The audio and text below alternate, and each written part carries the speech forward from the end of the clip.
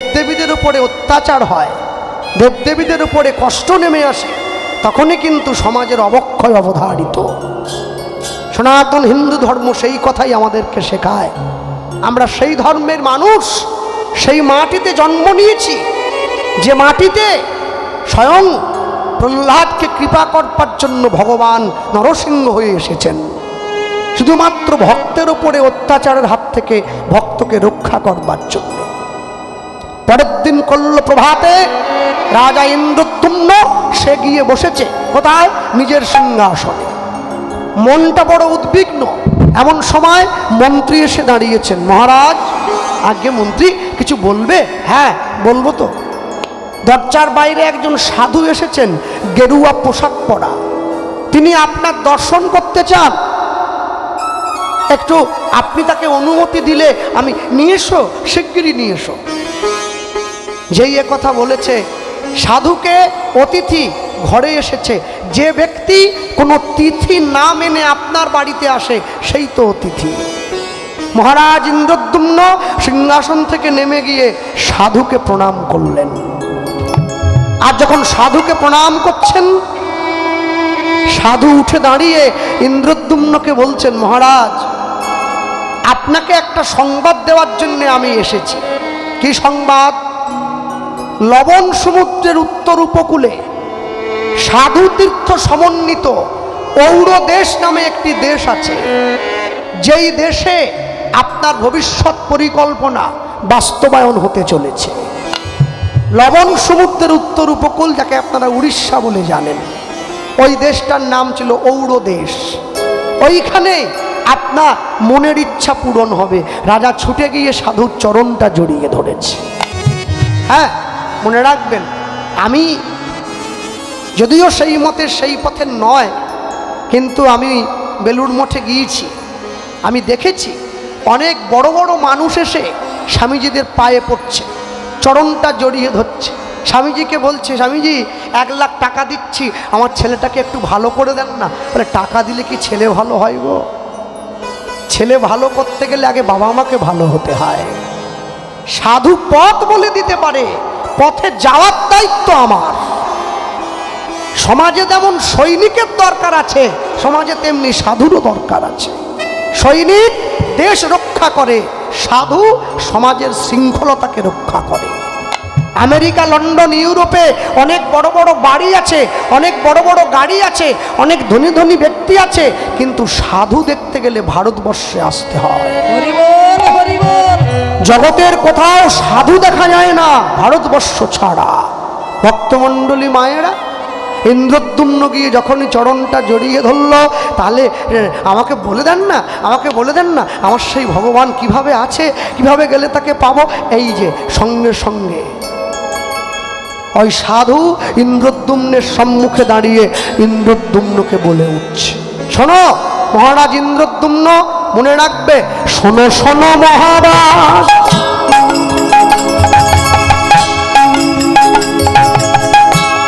ইন্দ্রদ্যুম্ন নাম, শোনো শোনো মহারাজ,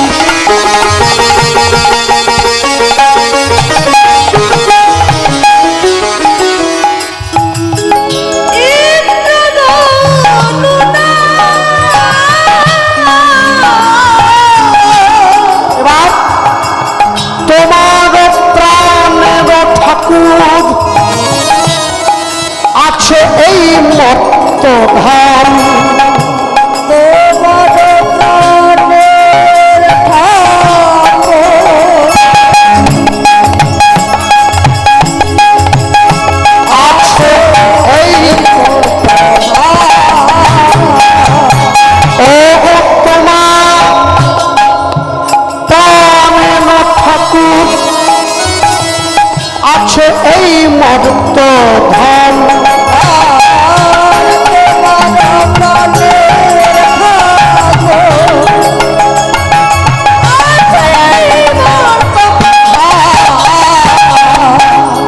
সবর পূজিত হয়ে আছেন মুরারি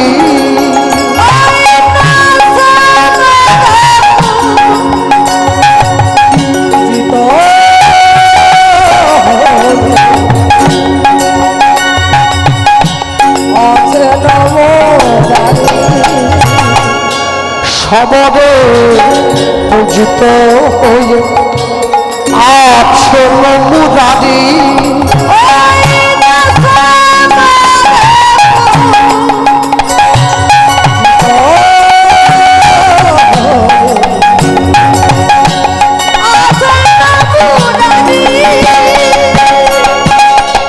কোথায় পাবো কোথায় পাবো নীলগিরি মধ্যে লহ অন্বেষণ করি উলুধ্বনি হয় না নীলগিরি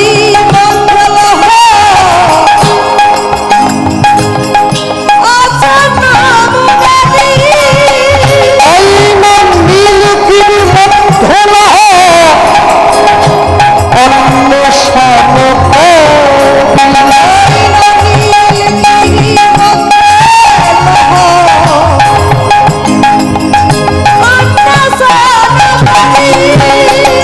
রাজা তার মহিমা প্রচার করে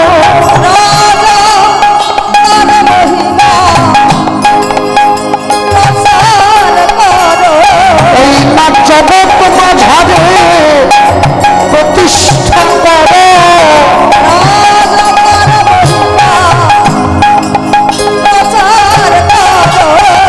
তুমি শোনো হে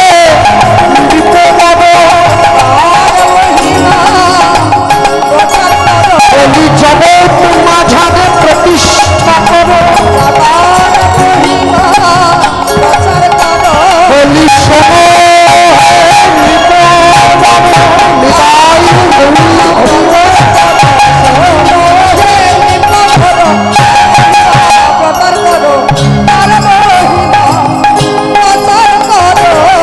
নীলগিরি মধ্যে লহ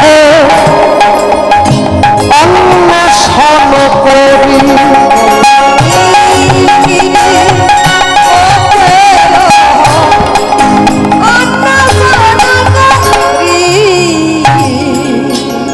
ঠিকানা বলে দেওয়া হলো চলে যাও নীলগিরি পর্বতের পাদদেশে তোমার ভগবান পূজিত হচ্ছে গোপনে তুমি গিয়ে সেই ভগবানকে উদ্ধার করবে তার মহিমা প্রচার করবে নামটা বলেনি কিন্তু সঙ্গে সঙ্গে মহারাজ অতৈতন্য হয়ে পড়ে গেলেন মাটিতে আছাড় খেয়েছে মানুষ জীবনে দুবার কাঁদে কখন একবার অতি আনন্দে কাঁদে আর একবার অতি দুঃখে কাঁদে আজকে রাজা ইন্দ্রদ্যুম্নর চোখে জল নেমে এসেছে দুটো কারণে আনন্দও হচ্ছে আবার দুঃখ হচ্ছে আনন্দটা কি আনন্দটা অন্য কিছু নয় আমার ভগবানের সন্ধান আমি পেয়ে গেছি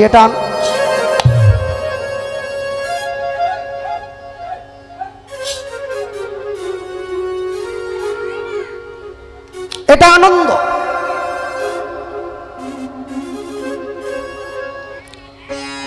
আর দুঃখটা কি ভগবানের সন্ধান পেলাম বটে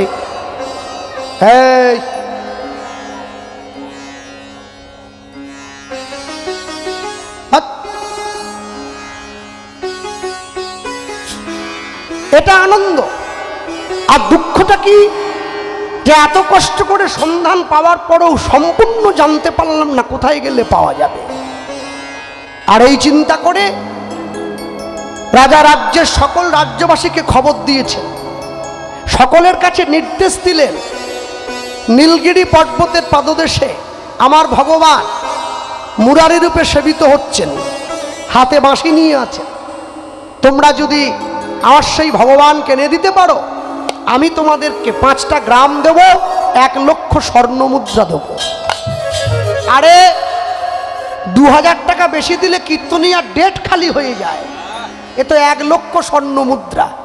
ভাবতে পারছেন? ডেটে আমার বায়না ছিল। কমিটি আমাকে বলল, দাদা যে টাকায় ওরা বুকিং করেছে আর 2000 টাকা বেশি দিচ্ছি। ব্যাস, সঙ্গে সঙ্গে কমিটিকে ফোন করে দিলাম, মানে যারা আগে করেছিল। আমি বড় অসুস্থ, যেতে পারছি না। এ কমিটিও তো ছাড়ান না। এরা বলে কোথায় আছেন? আমি বললাম হসপিটালে। বলে যেইখানে আছেন লোকেশনটা পাঠান, আমরা যাচ্ছি, একটু ফল টল দিয়ে আসবো আর কি। অসুস্থ হয়েছেন। আমি তো 2000 টাকায় বাড়িয়ে ধরে নিয়েছি। লোভ কান নেই, আমার তো বেশি। যে লোকটার 500 সুগার আছে, ও মিষ্টির দোকান দেখলেই টানা হয়ে চলে যাচ্ছে। ফলে মিষ্টি আমাকে টানছে। মিষ্টি আপনাকে টানেনি, আপনার মরণ আপনাকে টানছে। আপনি খেলেই মরবেন। যেইটাতে মানুষের ক্ষতি হয়, মানুষের সেইটার দিকে জোরে যায়। তবে মনে রাখবেন, মদের দোকানে দাঁড়িয়ে দুধ খেলেও লোক বলে মদই খাচ্ছে, আর দুধের দোকানে দাঁড়িয়ে মদ খেলে লোক বলে দুধ খাচ্ছে। আমি তো মানুষের ইঙ্গিত কিছু বুঝি না। মানুষ জন্মদিন পালন করে মোমবাতি নিভিয়ে, আর মরণ পালন করে মোমবাতি জ্বালিয়ে। এ কে নীতি? হ্যাঁ, এ কেমন? জানোয়ার বললে রেগে যাচ্ছে, সিংহ বললে খুশি হচ্ছে। আহা, মিলাতেই পারছি না। কাউকে জানোয়ার বলুন, রেগে একবারে খুব বিষ। সঙ্গে সঙ্গে বলুন তুমি একবারে সিংহের মতো। হ্যাঁ, আমাকে সিংহ বলেছে, একবারে বুকটা টান হয়ে গেল সঙ্গে সঙ্গে। আরে সিংহ বলা মানে তো আরো বড় জানোয়ার বললো। এ বোধ নেই। কি করে বুঝবে? পারবেন না। যে জিনিসটা একবার উল্টো পথে যেতে শুরু করেছে, পারবেন না। তা যদি হতো, তাহলে কি দুর্যোধন কোনোদিন কৃষ্ণকে শিকল দিয়ে বাঁধতে যায়? যে 5টা গ্রাম চাইতে গিয়েছিল, যুধিষ্ঠিরের কাছে গিয়ে কৃষ্ণ বলেছিল, যুধিষ্ঠির তুমি কি চাও এই যুদ্ধটা হোক? যুধিষ্ঠির ছুটে গিয়ে কৃষ্ণের হাতটা ধরে নিয়েছে। প্রভু, আমি চাই না, আমি চাই না এই যুদ্ধ হোক। কারণ আমি জানি অনেক মানুষে মারা যাবে, অনেক মা, অনেক স্ত্রী, তাদের স্মৃতির সিঁদুর মুছে যাবে। আমি চাই না। কৃষ্ণ বলেছিল যুদ্ধ হোক আর যুদ্ধ নাই হোক, যুধিষ্ঠির আমি কৃষ্ণ তোমার কাছে একটা কথা নিতে এসেছি। কি কথা? তুমি কিন্তু কখনো চোখের জল ফেলবে না। কেন? অর্জুন ছুটে এসেছে। সখা, যুধিষ্ঠির কাঁদলে কি হবে? কৃষ্ণ বলছে যুধিষ্ঠির যদি কাঁদে, যুধিষ্ঠিরের 1 ফোঁটা চোখের জল কুরুক্ষেত্রের মাঠে পড়লে মুহূর্তে সবকিছু প্রলয় হয়ে যাবে। রক্ষা করার ক্ষমতা কারণ নেই। সে তো ধর্মপুত্র।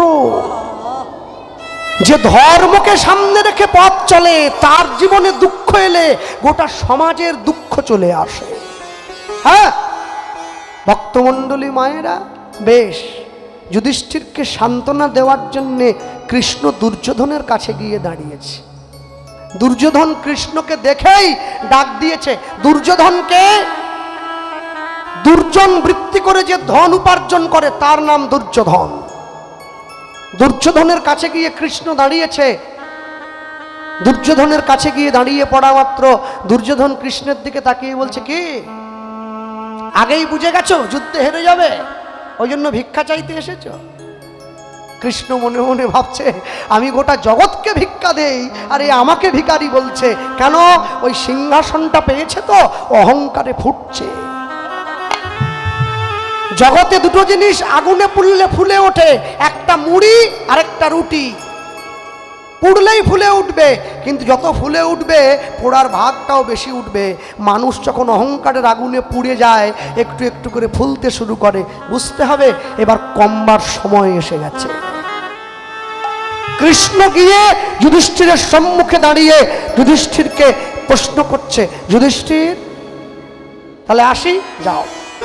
দুর্যোধনের কাছে এসেছে, এসে দাঁড়িয়ে দুর্যোধনকে জিজ্ঞাসা করছে, তাহলে দুর্যোধন, আমি তো কৃষ্ণ, 2 দলের পক্ষ থেকে একটা কথা নিয়ে তোমার কাছে এসেছি। কি কথা? কি কথা বলো আমায়।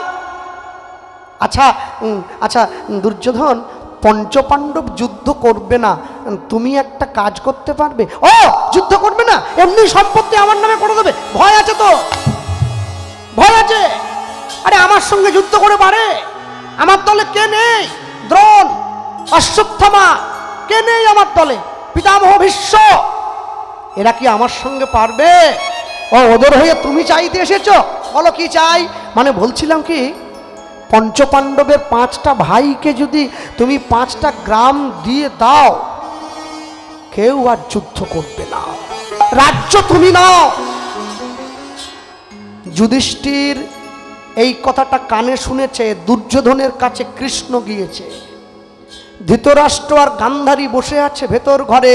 কৃষ্ণ গিয়ে দুর্যোধনের কাছে দাঁড়িয়ে যখন জিজ্ঞাসা করছে 5টা গ্রাম দিয়ে দাও, গান্ধারীর মনে মনে একটা ভয় উকি দিল। গান্ধারী মনে মনে সিদ্ধান্ত নিল, 5টা গ্রাম যদি আমার ছেলে দুর্যোধন পঞ্চপাণ্ডবকে দিয়ে দেয়, তাহলে আর তো যুদ্ধ হবে না। যুদ্ধ যদি না হয়, তাহলে আমার 100টা ছেলে গোবিন্দ চরণ পাবে কি করে? গান্ধারীর মনে ভয় এসেছে। এই না হলে মা, আপনার ছেলেকে কেউ যদি একটা আঙুল চেপে দেয়, তার নামে থানায় ডায়েরি করে দেন আপনি, আমার ছেলের আঙুলটা চেপে দিয়েছে। আর আপনার ছেলের যখন কঠিন একটা জ্বর হয়, ডাক্তারের কাছে গিয়ে আপনি ছেলেটাকে চেপে ধরেন বুকের মধ্যে, আপনি ডাক্তারবাবুকে বলেন, ডাক্তারবাবু ভালো ইঞ্জেকশনটা দিয়ে দেন যেন ভালো হয়ে যায়। গান্ধারী হচ্ছে সেই মা যে কষ্ট করে হলেও গোবিন্দ চরণের নিকটে ছেলেদের পৌঁছে দিচ্ছে। এগুলো গল্প নয়, এগুলো আমাদের জীবনের চলার পথে প্রত্যেকটা মুহূর্তকে কাজে লাগাবার জন্য একটা নীতিশাস্ত্র, যাকে মহাভারত বলে বলা হয়। গান্ধারী ভেতর ভাব থেকে সঙ্গে সঙ্গে দৃঢ় কণ্ঠে উত্তর দিয়ে দিল, দুর্যোধন, কৃষ্ণকে বলে দাও বিনা যুদ্ধে নাহি দিবে শোচাগ্র মেদিনী।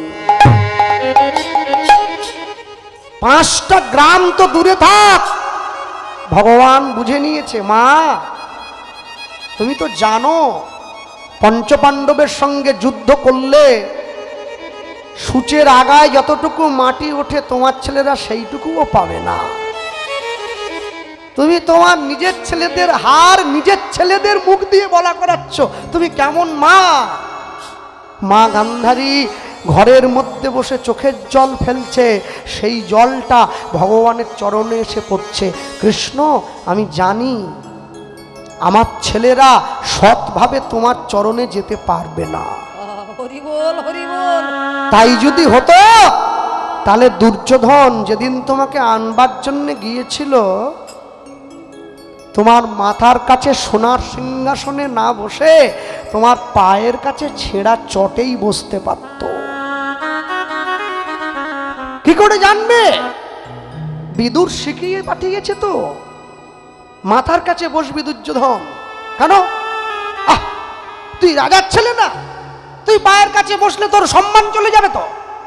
বিদুরও চায় কষ্ট একটু পাক, তা না হলে যারা কৃষ্ণ পেয়েছে তারা কত কষ্ট করে কৃষ্ণ পেয়েছে, এটা জগৎকে বোঝাবো কি করে?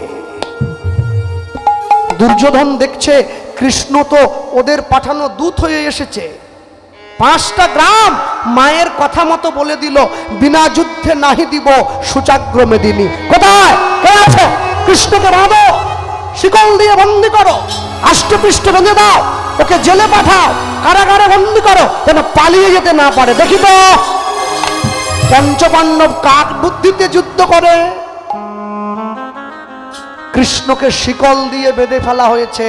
জীবনে যখন ভক্তি পথে যেতে চাইবেন, সংসার আপনাকে মায়ারূপী শিকল দিয়ে বেঁধে ফেলতে চাইবে, যাতে আপনি গোবিন্দ চরণের দিকে যেতে না পারেন। বারবার বাঁধতে চাইল, কৃষ্ণকে আষ্টে পৃষ্ঠে করে বেঁধে। ভগবান মনে মনে ভাবছে, আমাকে তো কেউ বাঁধতে পারেনি, একমাত্র আমার মা যশোদা আর বৃন্দাবনের ব্রজগোপীরা ছাড়া। দুর্যোধন, তুমি বাঁধলে আমায়, বেশ। কারাগারের মধ্যে নিক্ষেপ করেছে কৃষ্ণকে। দুর্যোধন বাইরে দাঁড়িয়ে কৃষ্ণের দিকে তাকিয়ে বলছে, কেমন লাগছে, কেমন লাগছে? মৈস্থিরা শৃঙ্খলশ্চ কৃষ্ণশ্চুতি স্থাপন দুর্যোধন তথা গতি কৃষ্ণ পদে সদাম্বুজে। মহাভারতে লিখছেন, মহাভারতের কথা অমৃত সমান, কাশিরাম দাসে কহে শুনে পুণ্যবান। কেমন লাগছে কৃষ্ণ? থাকো এখানে বন্দী হয়ে। কৃষ্ণকে বন্দী করে দুর্যোধন যখন নিজের রাজসভায় ফিরে এসেছেন, নিজের সিংহাসনে বসবার পর তাকিয়ে দেখছেন রাজসভার যতগুলো সিংহাসন আছে প্রত্যেকটা সিংহাসনে একজন করে কৃষ্ণ বসে আছে। চমকে উঠলেন, এই সিংহাসনে তো পিতামহ ভীষ্ম বসেছিল, এখানে কৃষ্ণ হলো কি করে? কৃষ্ণ বলে, আমি ভীষ্ম, আমি কৃষ্ণ। এই সিংহাসনে তো আমাদের গুরুদেব দ্রোণাচার্য বসেছিল, এখানে তুমি কি করে এলে? কৃষ্ণ বলে, আমি দ্রোণ, আমি কৃষ্ণ। এমন সময় দুর্যোধন নিজের দেহের দিকে তাকিয়ে দেখছে দুর্যোধনের বক্ষ মাঝে কৃষ্ণ বসে আছে। এখানে কি করে এলে? কৃষ্ণ বলে, আমি দুর্যোধন, আমি কৃষ্ণ। দুর্যোধনের মনে জীবনে প্রথমবার অনুশোচনা এসেছে। সিংহাসনের মধ্যে বসে ভগবানের জন্য নয়নের জল ফেলছে। প্রভু, তোমায় তো হৃদয় মাঝে বন্দি করতে পারিনি, তাই কারাগারে বন্দি করে দিলাম। হরি বল, হরি বল। সঠিক সময়ে গিয়ে আমি তো দুর্যোধন, জগতের মানুষকে তুমি প্রেম ভালোবাসা দিয়েছ, সবাই তোমাকে প্রেম দিয়ে ডাকে, আমায় তো তুমি দাওনি। আমাকে হিংসা দিয়েছ, আমাকে অহংকার দিয়েছ, আমাকে অভিমান দিয়েছ, আমি না হলে সেগুলো দিয়েই তোমায় ডাকবো। তবে তুমি কথা দাও, শেষের দিনে তুমি আমাকে নেওয়ার জন্য আসবে। কথা দিলাম। যেদিন কৃষ্ণ দৈপায়ন হ্রদের তীরে ভীম গদা দিয়ে তোমার উরুভঙ্গ করবে, সবাই তোমার পাশ থেকে সরে যাবে, সেদিন আমি থাকবো তোমার পাশে। কেউ থাকবে না, কেউ থাকবে না। মনে রাখবেন, সেদিনও ইচ্ছে ছিল কৃষ্ণ থাকুক, আজও ইচ্ছে হয় কৃষ্ণ থাকুক। বিশ্বকবির বিখ্যাত গান আছে না, তুমি দুর্যোধনেরও ভালো করলে, অর্জুনেরও ভালো করলে, আমাকে দেখতে পেলে না। হ্যাঁ, আমি বিশ্বকবি, তাই আমি তোমার জন্য বলতেই তো পারি, এই করেছ ভালো নিঠুর হে। আচ্ছা, এখন যদি রাত্রি বাড়ছে, যার বাড়িতে আজকে আমরা এসেছি, রবীন্দ্রনাথ ঠাকুরের সঙ্গে তার ওতপ্রোত সম্পর্ক ছিল পরিবারের, সকলে জানেন আপনারা।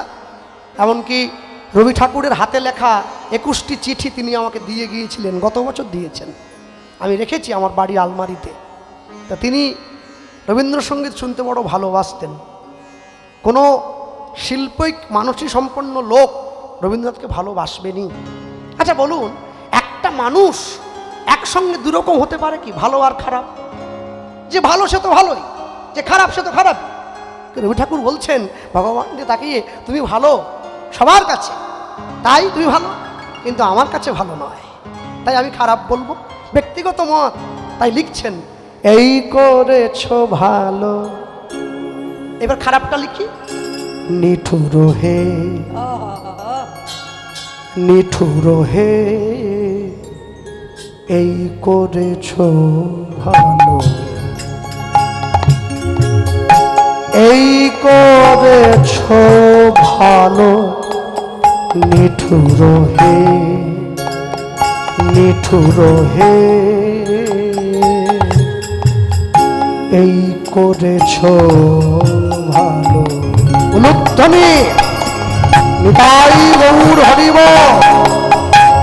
এই করেছ ভালো, নিঠুর হে, নিঠুর হে, এই করেছ ভালো। ভালো নয়, এমনি করে হৃদয়ে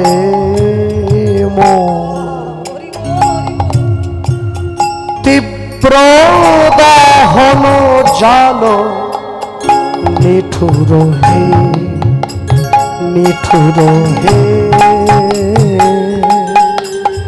এই করেছ ভালো,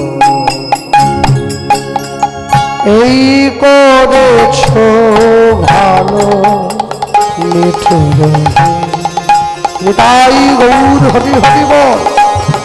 নিঠুর হে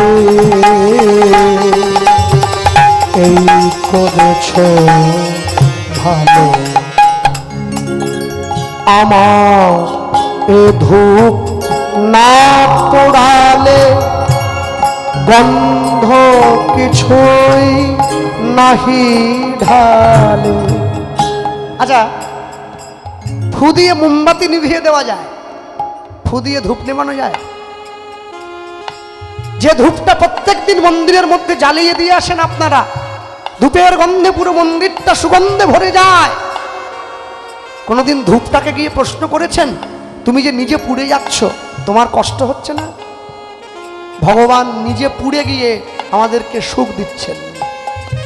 অর্জুনের রথের সারথি হয়েছেন। অর্জুন, বান যদি লাগে আমার লাগবে, তোমার যেন না লাগে। বিদুরের ঘরে গিয়ে কলার খোসা চেয়ে খেলেন। ভগবানকে ভালোবাসার প্রকৃষ্ট উদাহরণ দিচ্ছেন। বৃন্দাবনের মাটিতে যখন রঘুনাথ দাস গোস্বামী হরিনাম গাইছেন, কৃষ্ণ নাম গাইছেন, ভগবান নিজে রাধারানীকে পাঠিয়ে দিয়েছেন, তুমি যাও, আমার ভক্ত নাম গাইছে, একটু উত্তরীয়টা খেড়ে ধরো, ভক্তের যে রৌদ্র লাগছে, বড় কষ্ট হচ্ছে। ভগবান যদি দেখতে হয় ভারতবর্ষের মাটিতে এসো, দেখবে। যদি কোনো যুক্তিবাদী তর্ক আনে হয়তো আমি পারবো না, কিন্তু মনে রাখবেন যুক্তি তর্কের অনেক ঊর্ধ্বে ভক্তি। এমনও ভক্তের ঘর আছে এখানে ভগবান নিজে হাতে সেবা করে গেছে, তার চিহ্ন পর্যন্ত পড়ে আছে। বৃন্দাবনে প্রেমানন্দ মহারাজ দুটো কিডনি নেই, 17 বছর বেঁচে আছে। এটা কৃষ্ণ কৃপা ছাড়া কি হতে পারে? আমার এ ধূপ না জ্বালালে গন্ধ কিছুই নাহি ঢালে, আমার দীপ না জ্বালালে দেয় না কভু আলো। নিঠুর হে নিঠুর হে এই করেছ ভালো। আচ্ছা, যদি গাই সখী সে হরি কেমন বল, কত মিল আছে না? নাম শুনে যা এত প্রেম জাগে, চোখে আনে এত জল। সখী সে হরি কেমন বল,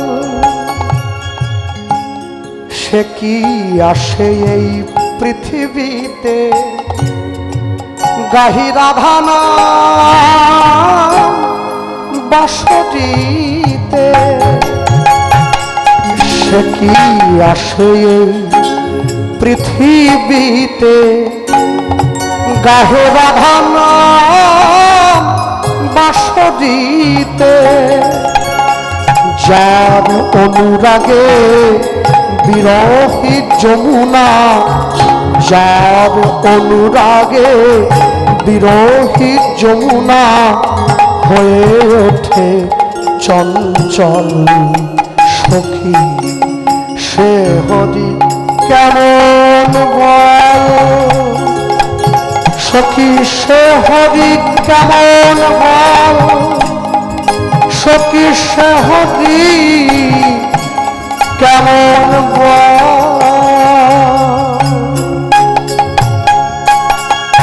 ভক্তমণ্ডলী মায়েরা, মহারাজ সবাইকে ডাক দিয়েছে, এসো সবাই আমার ভগবানকে খুঁজে দাও। সকলে মিলে খুঁজতে বেরিয়ে পড়েছে। কোথায় আছে? লক্ষ লক্ষ মানুষ সেদিনকে ভগবানের সন্ধান পাওয়ার জন্য ছুটে বেরিয়ে পড়ল। হ্যাঁ, আজ শ্রী হরি বলি শুভযাত্রা হইল, হরি হরি হরি শ্রী হরি বলি শুভযাত্রা হইল। নানা দেশ তারা সবে ভ্রমিত লাগে দেশ তারা সবে ভ্রমিতে লাগিল, মাসা অধি দেশান্তরে করিলা ভ্রমণ, মাসা অধি দেশান্তরে করিলা ভ্রমণ। এবার নীল মাধব না পাইয়া ওগো করে না গমন, নীল মাধব না পাইয়া, এটা বাড়ি রাখতে হবে, করে না গমন।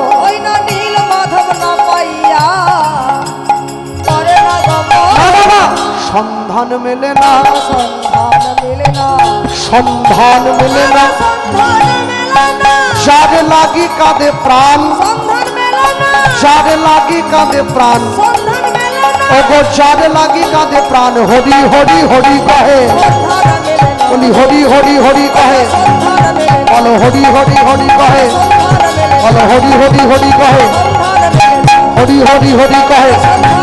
না না, সন্ধান মেলে না, সন্ধান মেলে না, ওগো নীল মাধব না পাইয়া কাঁদে না গো, নীল মাধব না পাইয়া করে না গো। সকলে ফিরে এসেছে। আচ্ছা, অর্থের লোভে কি ভগবান পাওয়া যায়? সকলে ছুটতে ছুটতে ছুটতে ছুটতে চারদিক ঘুরে যখন ফিরে এলো ক্লান্ত অবসন্ন দেহে, সকলে ফিরে আসার পর মহারাজকে বলছে, মহারাজ এত কষ্ট করে আপনার ভগবানকে খুঁজলাম, পেলাম না কোথাও। হ্যাঁ, আস্তে অনেক করে খোঁজবার পর যখন ভগবানকে না পাওয়া গেল, এমন সময় মহারাজ বলে উঠলো, শোনো, তোমরা যদি আমার ভগবানকে খুঁজে এনে দিতে না পারো, আমি বোধহয় আর প্রাণে বাঁচব না, আমি প্রাণে বাঁচব না। এমন সময় রাজপুরোহিত ছুটে এসে রাজা ইন্দ্রদ্যুম্নের হাতটা ধরেছে, মহারাজ বিচলিত হবেন না, কৃষ্ণ পেতে গেলে এত অধৈর্য হলে হয় না, একটু ধৈর্য রাখতে হয়। অনেকে আমায় বলে, কৃষ্ণবাবু আমি যে ভগবানকে ভালোবাসি, আমি এত কষ্ট পাচ্ছি কেন? আর ওই যে ভগবানকে ভালোবাসে না, ও কোনো কষ্ট পায় না কেন? শোনো, পরীক্ষা তারই নেওয়া হয় যে পড়াশুনো করে এসেছে। স্যাকরার দোকানে পুরনো সোনাটা বিক্রি করতে গেলে দোকানদার আগুনে পুড়িয়ে সোনার খাদটা বাদ দিয়ে সোনাটা নেয় না। তবে আমার বাড়ির লোকদের আমি দোষ দেব না। হ্যাঁ, আমার বাড়ির লোক সব ভালো।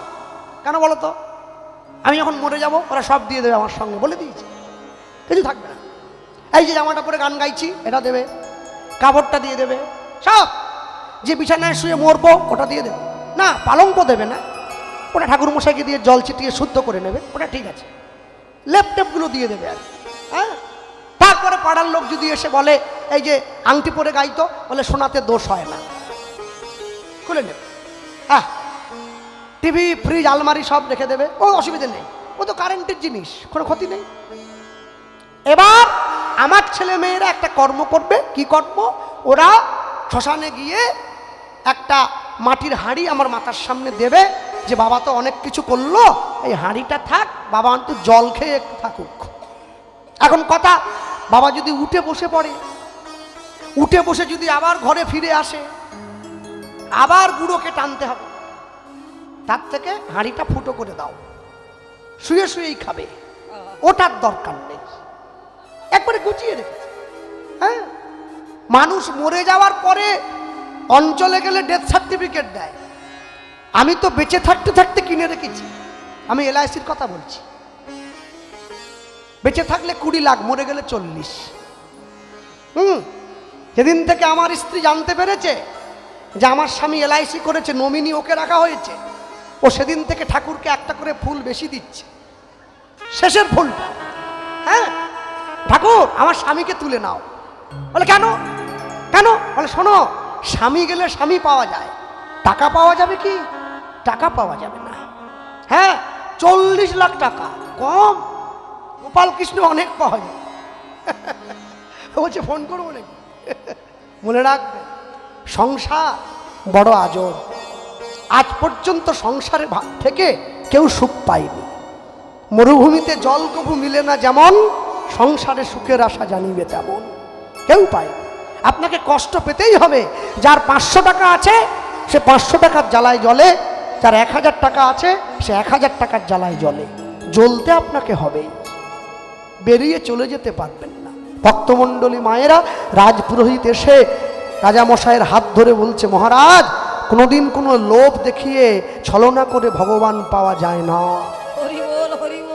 এই রাজ্যবাসী টাকার লোভে ছুটে গেছে ভগবানকে আনবার জন্য, কেউ পাবে না।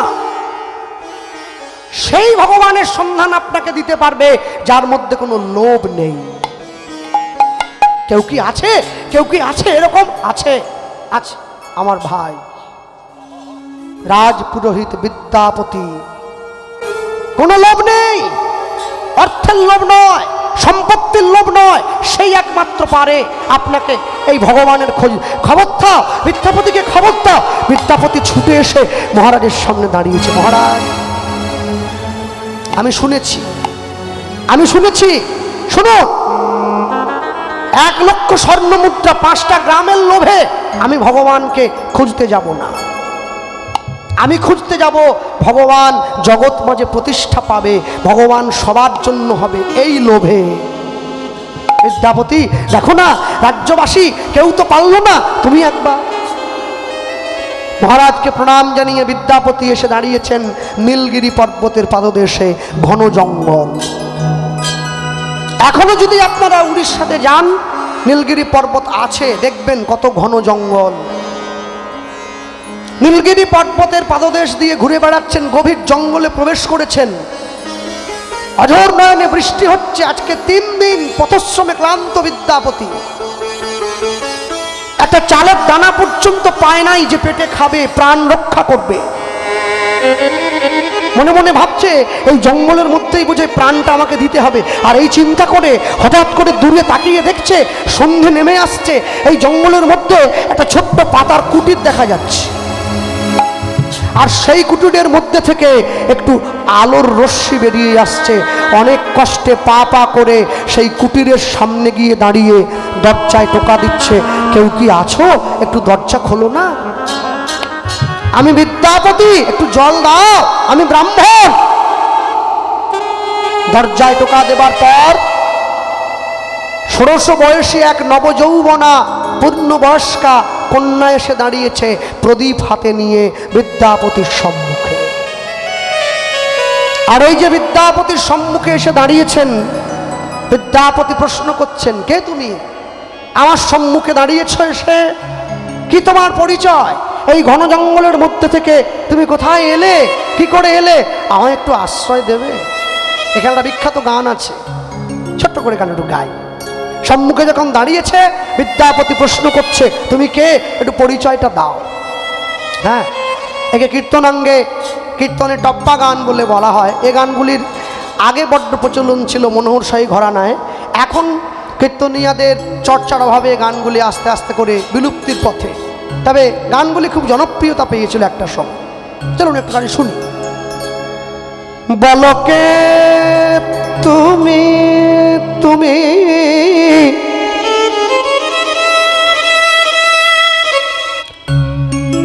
বলো বলো বলো বলো বলো কে কে তুমি?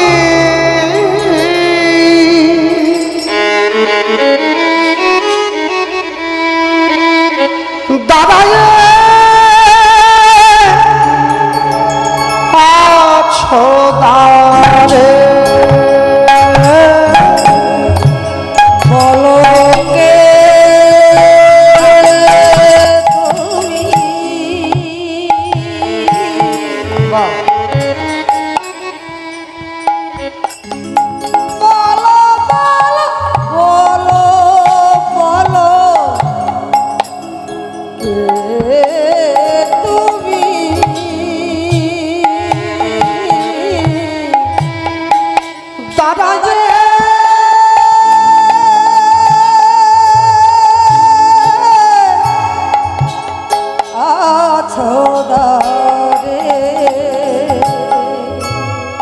বলো কে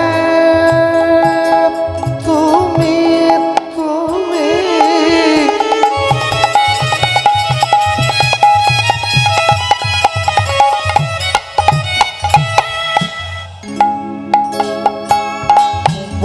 বল বল বল বল কে তুমি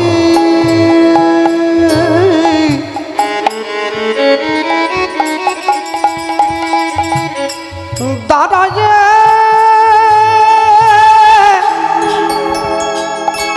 আছো দাঁড়ে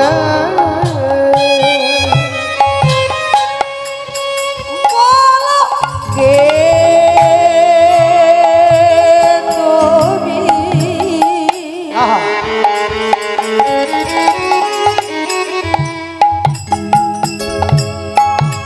বলো বলো বলো বলো কে তুমি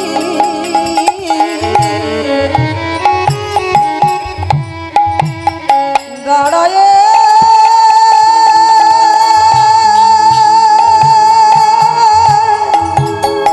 আছো দাঁড়ে পথহারা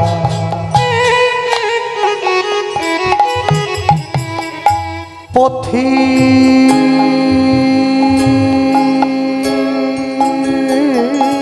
আমি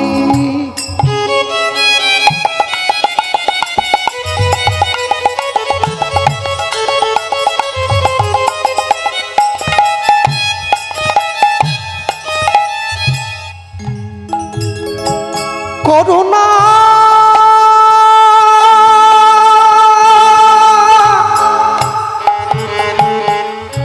করুণা করমরে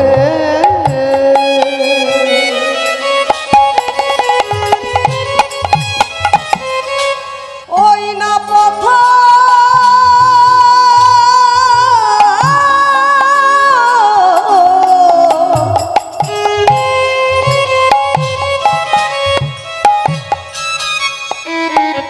পথহারা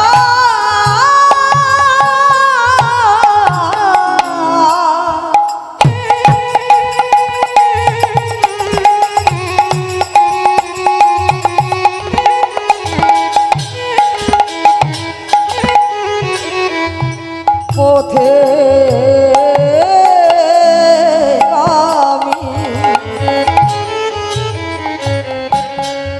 করুণা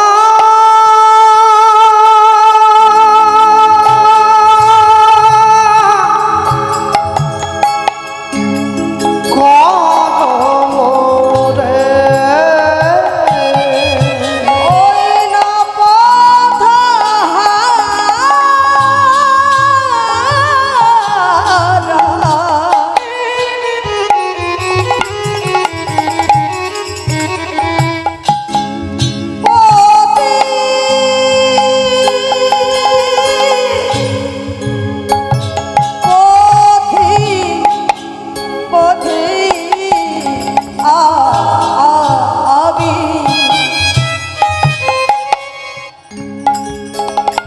করুণা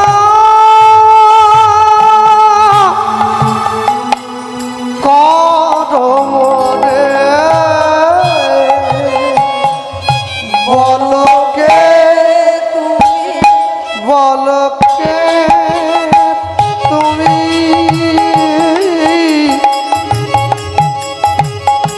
বলো বলো বলো বলো বলো কে তুমি দাঁড়ায় আছো দাঁড়ে বলো কে তুমি বলো বলো বলো বলো কে তুমি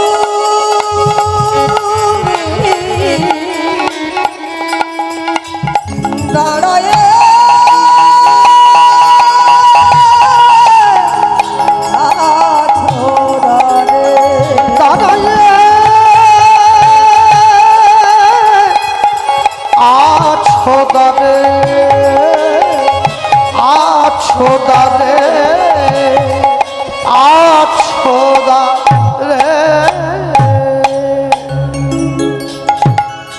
যখনই প্রশ্ন করল সম্মুখে দাঁড়িয়ে উত্তর। সে ভগবানের নাম ভক্তি শ্রদ্ধা সহকারে গ্রহণ করল। যে ভগবানকে ভালোবাসে না সে ভগবানের নাম ভক্তি শ্রদ্ধা সহকারে গ্রহণ করল না, কিন্তু নাম সকলে পেল। আমি প্রত্যেককে বলবো আপনারা নাম করবেন। কেন জানেন? জীবনে নামকে এমনভাবে নিজেদের মধ্যে বসিয়ে নেন, আপনি নাম ছেড়ে দিলেও নাম যেন আপনাকে ছেড়ে না যায়। খেতে বসে করবেন, ঘুমোতে গিয়ে করবেন, স্নান করতে গিয়ে করুন, বিয়ে বাড়িতে গিয়ে করুন, শ্রাদ্ধ বাড়িতে গিয়ে করুন, অন্নপ্রাশনে করুন। কেন জানেন? কোন মুহূর্তে মৃত্যু এসে আমাদের টেনে নিয়ে যাবে এ তো বলা মুশকিল। তাই নাম কখনো ছাড়বেন না, মনে মনে সবসময় নাম করতে থাকুন। কেন জানেন? নামের কৃপা, নাম কিন্তু অনেক বলবান, নামের শক্তি আছে। ভক্তমণ্ডলী, ভক্তিমতী মায়েরা, বাস্তব জগতে চলতে গেলে কোনো মানুষের দুটো জিনিসের প্রয়োজন থাকা দরকার। একটা হচ্ছে অর্থ বা ধন, আরেকটা হচ্ছে সম্পদ। চৈতন্য মহাপ্রভুর দুটো পা, শ্রী গৌরাঙ্গের দুটি পদ, একটা হচ্ছে রাধা, একটা হচ্ছে কৃষ্ণ। এই চরণ যে ধরতে পারবে সে রাধা কৃষ্ণকে অনায়াসেই লাভ করবে। বৈষ্ণব মহাজন লিখছেন, যদি কেউ চৈতন্য মহাপ্রভুর চরণ ধরতে না পারে সে কি করবে? তার জন্য বলা হলো কি, বলি যে গৌরাঙ্গে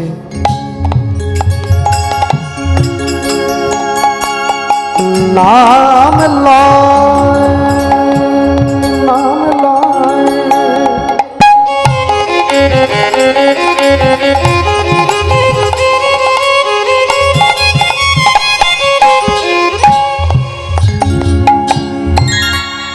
ওগো তার হয়, তার হয়,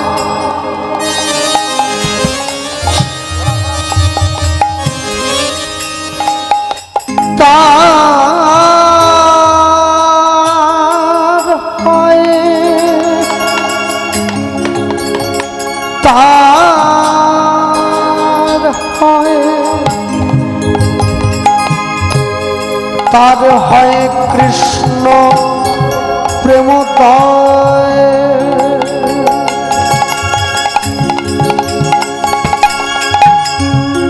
যে গৌরাঙ্গে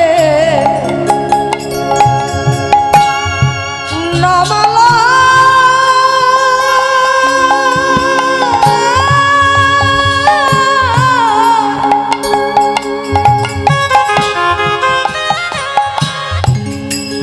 যে গৌরাঙ্গে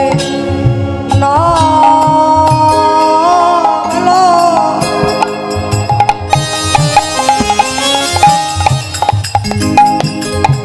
তার হয় প্রেমে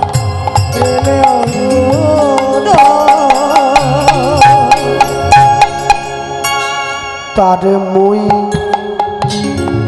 যাও বলিহারি, তার মই যাও বলিহারি,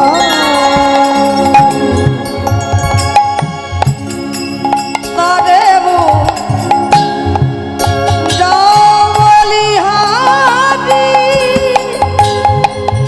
তারে যাও বলিহারি।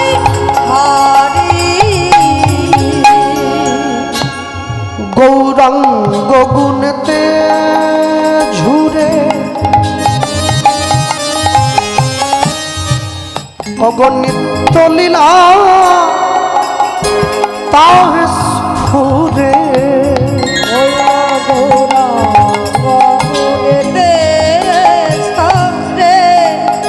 প্রাণ গোদায় আমার,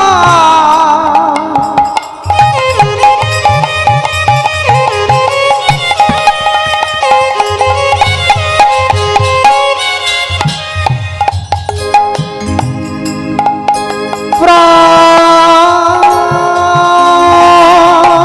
গোদায়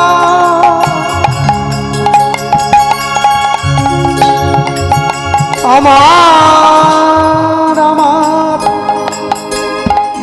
আমার, আমার প্রাণ গোদায়।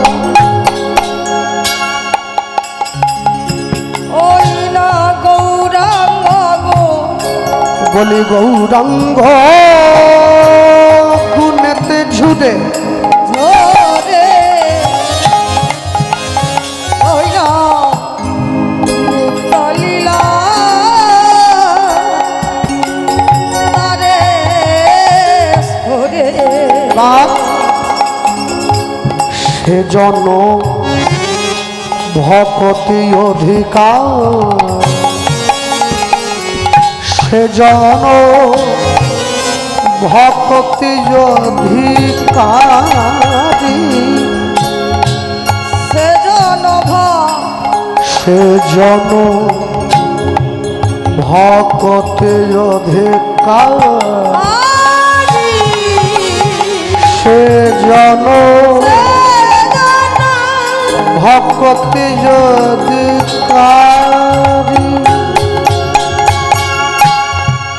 আমার কবুর জানলে সব জানা হল তোর জানে জানা হলো আমার কবুর জানলে সব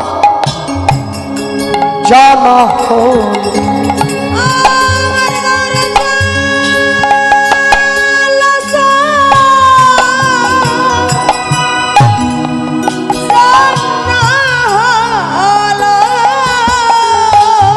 আমার গৌর জানলে সব জানা হল আমার ঘরে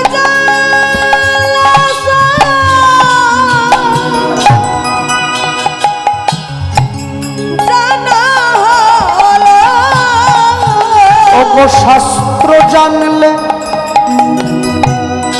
যা না হলো আমার ঘরে জানা হলো ওই না শাস্ত্র জানলে জানা হলো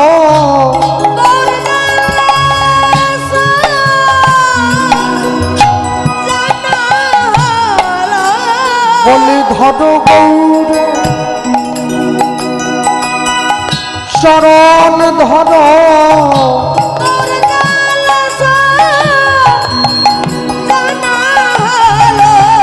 যদি সংসার সিন্ধু পার হতে চাও মন,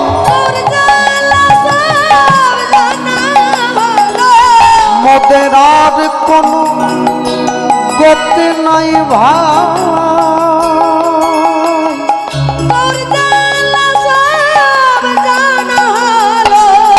বলি মোদের আর কোন গতি নাই ভাই।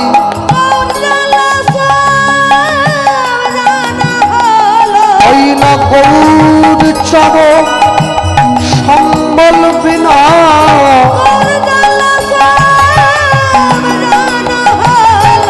তোমাদের বলার বদন পাইলে ভালো,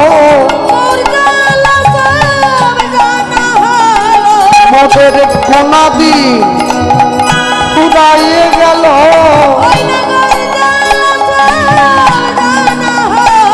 দেখো কালে কালে কাল কাটিয়া গেল, দেখো না কালান্ত নিকটে আইল, হরি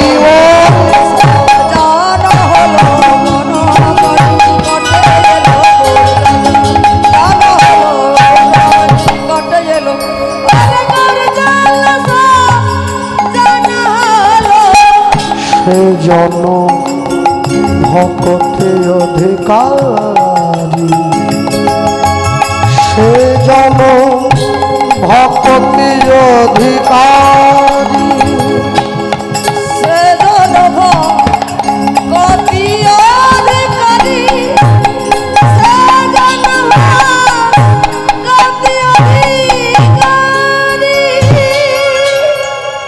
কম যন্ত্রণায় হয়, কারো মৃত্যুটা অধিক যন্ত্রণায় হয়।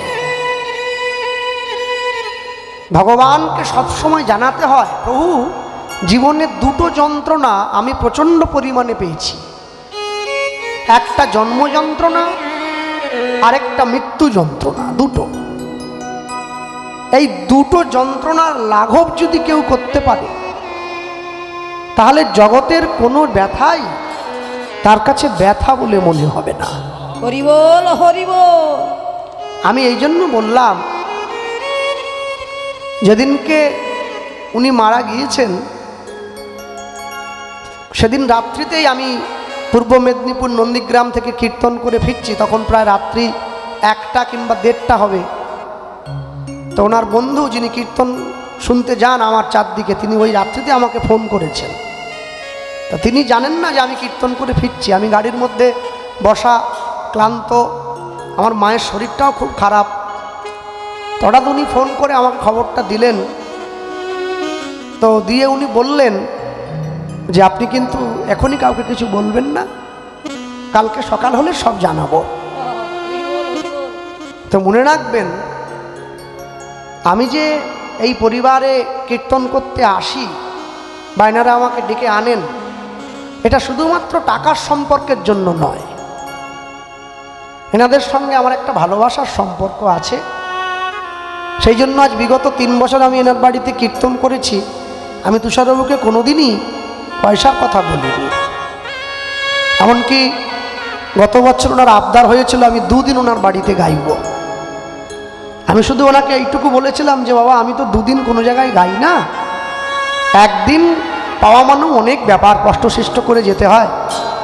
তো বলছে আমার বাড়িতে না হয় গাইলেন, তাই গেয়েছি, আপনারা তাই শুনে গেছেন 2 দিন। তো আমি এইটুকুই আপনাদের সকলকে বলবো, আমি ইঙ্গিত দিয়েই কথাটা বলবো, কারণ বর্তমান সমাজে সমস্ত সত্যি সবসময় জোরে উঁচু গলায় বলা যায় না। কেন জানেন? জানবেন, যেই সমাজে মুড়ি আর মিছরির দাম এক হয়, সেই সমাজের পরিণতি কিন্তু খুব একটা ভালো নয়। আমি শুধু এইটুকুই আকার ইঙ্গিতে আপনাদের বলবো, সত্য যেদিন কাব্যে ভয়ে, অন্ধ যেদিন পাবে সিংহাসন, আপনারা সকলে জানবেন হয়তো ধৃতরাষ্ট্রের হারানো গৌরব আবার মর্যাদা, তাই এত বড় হয়েছে দুঃশাসন। তবে ঈশ্বরের উপরে আস্থা রাখুন, সময় একদিন বদলাবেই, সময় এরকম থাকবে না। একদিন এই কালো মেঘ কেটে গিয়ে আকাশ পরিষ্কার হবেই, হতেই হবে। রাত্রি যত গভীর হয় দিন তত নিকটে আসে। তাই মানুষের জীবনে দুঃখ যত গভীর হয় সুখ তত নিকটে আসে। তো ঈশ্বর যখন আমাদের সুখের দরজাগুলো এক এক করে বন্ধ করে দিয়ে আমাদেরকে দুঃখ দেন, তিনি তার নিজের দিকের দরজাটা খুলে দেন যাতে আমরা তার চরণের দিকে যেতে পারি। কিন্তু আমরা তো মানুষ, এই মায়াময় দেহ, আমরা এই বন্ধ হয়ে যাওয়া দরজাগুলোর দিকে এত বেশি পরিমাণে লক্ষ্য দিয়ে দেই যে ঈশ্বরের চরণটা দেখার মতো আর সময় হয়ে ওঠে না। হরি বল, হরি বল। তাই আজকে যারা ছুটে এসেছেন, আপনারা প্রত্যেকেই ঈশ্বরের কাছে চাইবেন যে তুষারবাবুর যেন স্বর্গপ্রাপ্তি না হয়, স্বর্গ আমি বলবো না, ওনার জন্য ভগবানের চরণ প্রাপ্তি হয়। কেননা মাঝখানে একবার ওনার পড়ে গিয়ে হাত ভেঙে গিয়েছিল, অনেক কষ্ট পেয়েছেন, হাতে রড টড দেওয়া ছিল। উনি সেইগুলো নিয়েও এরম এরম করে উঠে আমার গান শুনতে গেছেন। হ্যাঁ, তো যাই হোক, আজও হয়তো তার বিদেহী আত্মা কোথাও না কোথাও ভগবানের এই কথা আমাদের মধ্যে থেকে শুনছেন। কারণ মানুষ চলে গেলে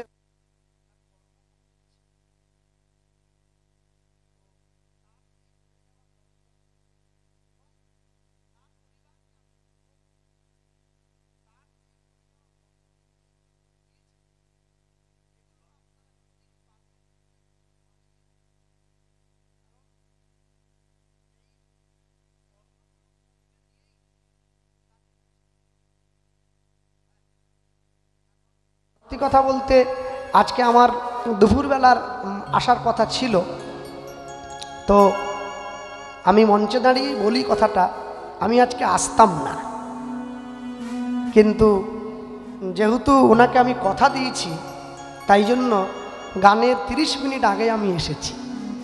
গান করেও আমি বেশিক্ষণ দাঁড়াবো না, সঙ্গে সঙ্গে চলে যাব।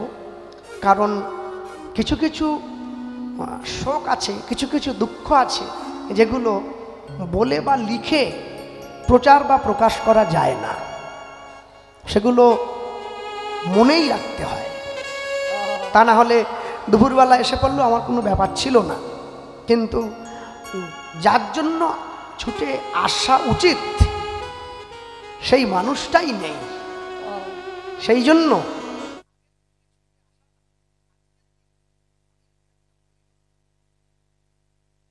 কারণ যেখানে থাকার জায়গা, যেখানে বসবার জায়গা, বারবার তারই ছবিটা মনে পড়ে। আমি যখন গতবার কীর্তন করে বেরিয়ে চলে যাচ্ছি, তখনও উনি আমার কীর্তনটা ওই বড় টিভিটায় চালিয়ে রেখেছেন, আমি দেখতে দেখতে বেরোলাম।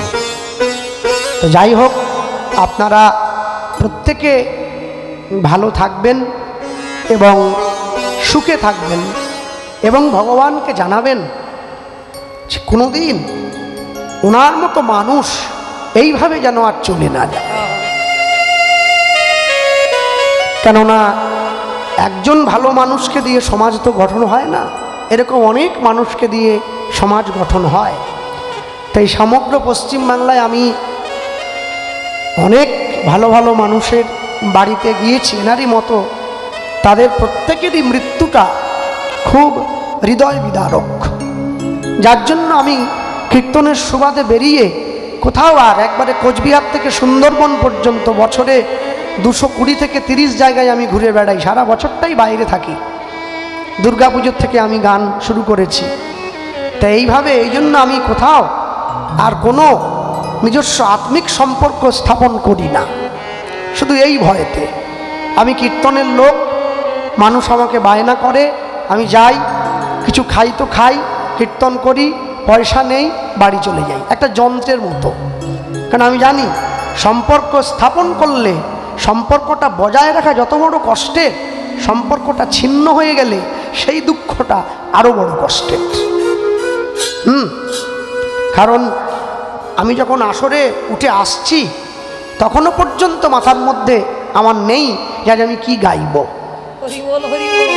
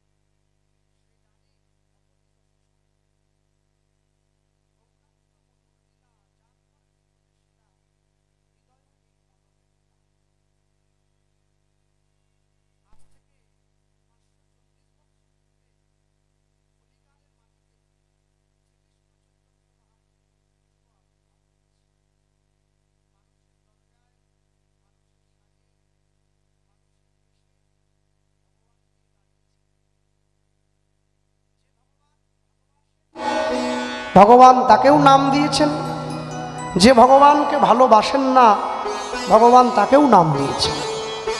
তবে তফাৎ কি, যে ভগবানকে ভালোবাসে